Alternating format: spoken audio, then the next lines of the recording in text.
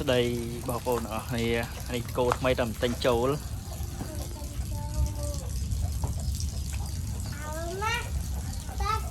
អញតក់តែញអូនទៀតអីណាតាមហាញមុតទឹកចេញហ្នឹងកុំឲ្យគុំដេកមុតទឹកគោថ្មីរោមវែងវែងកុំញញ៉ៃវាងែលវាបានហើយសើស៊ីចេះ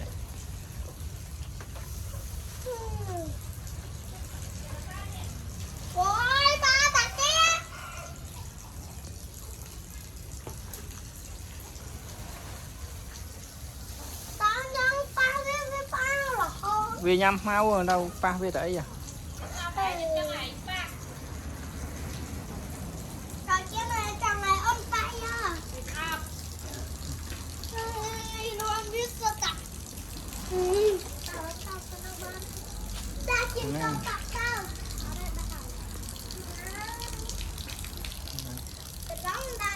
ចៅក្រោយផ្ទះនេះទៅប្រឡោះចោលតែថ្មីហ្នឹងព្រីងប៉ុណ្ណាណីនេះគោស្អាតគោខ្មែរតាអូនណាតានឹងទុកឲ្យអូនអាទឿននឹងទុកឲ្យអូនតាចឹងបើចង់បានអីអាចចោះចាយបានទុកឲ្យអូនអាទឿនហ្នឹងចាំដាក់លេខទូរស័ព្ទក្នុង comment ទុកឲ្យអូនណាប៉ុណ្ណាក្នុង description ឲ្យ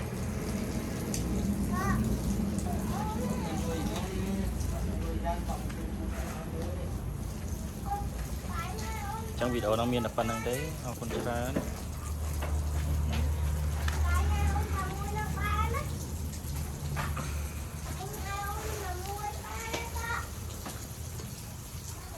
ល្ងាចឡើងឲ្យស៊ីស្មៅស្រាប់